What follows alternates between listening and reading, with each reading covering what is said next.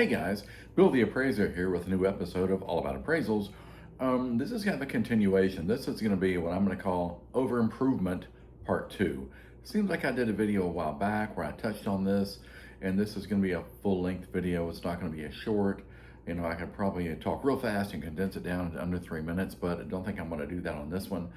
Over improvement is anything above and beyond what the average buyer is probably willing to pay for.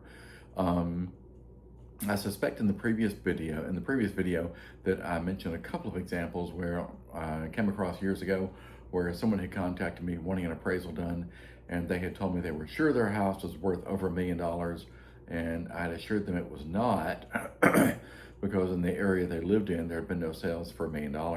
And he was quick to respond to me telling me he had spent $7,000 on the medicine cabinet in the master bathroom. And to which I responded, well, that's what we call an over improvement.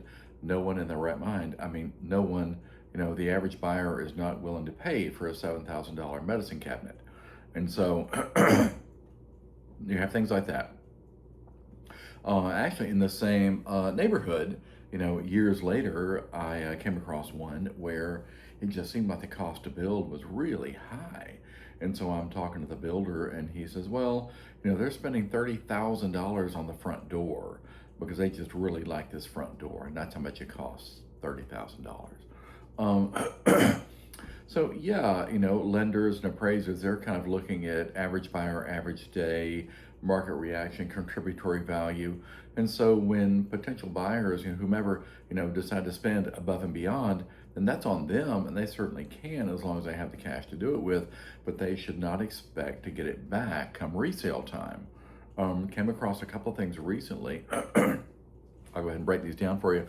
I live in a fairly small town, and so high dollar sales are fairly exceptional. Had a request the other day. I opened it up and I started looking, and the cost to build is $900,000, which I realized in a lot of areas that would not be excessive. In my area, it is.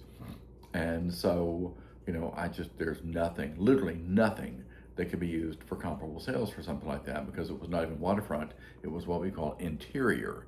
And so I turned it back over to the bank saying, no, there's no comps for this, literally no comps for this, and likely no comps for this anywhere around.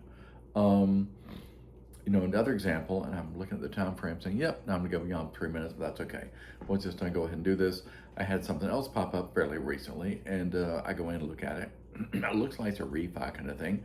So I pull it up in the county records, and it's interesting because the county records show a value for the land, but they don't show a value for the house. And so I'm thinking, okay, well, it must be newer construction, which I'm assuming it is. I don't know the rest of the story yet. But I do notice that in this particular county, there's also a sketch. And so, I'm going through adding up the main floor, second floor, basement, and adding it all together, and realize this house is over 7,000 square feet and happens to be on the lake. And so I'm looking at the value the county has assigned to the lot and seeing that, and then looking at the sales that have occurred. And most of the sales are, give or take, for homes more or less in the 4,000 square foot range that are lakefront, and those have sold on the high end at 1 million, 1.1, 1.2, 1.3 kind of thing. Admittedly, there was one, I think was about 6,000 square feet that had sold kind of for that 1.4. Which brings up another topic we'll talk about here in a minute.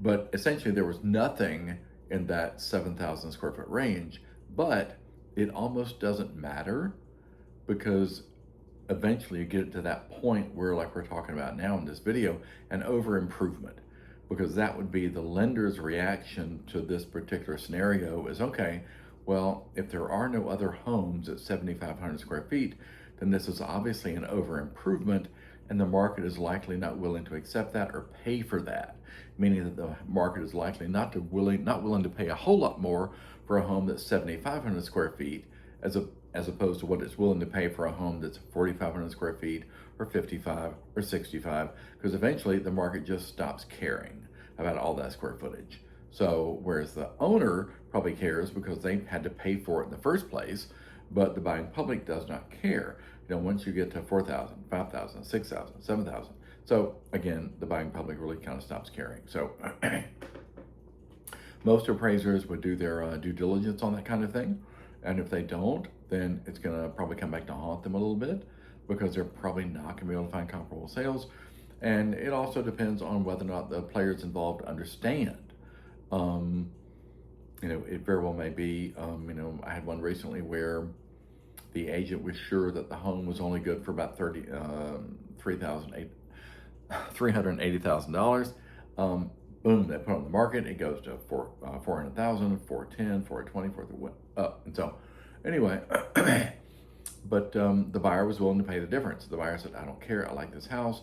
I'm in all likelihood, because the state I live in is one of those states that a lot of people are moving into, and so they have probably sold their home back home, whether that's up north, out west, and they've come here."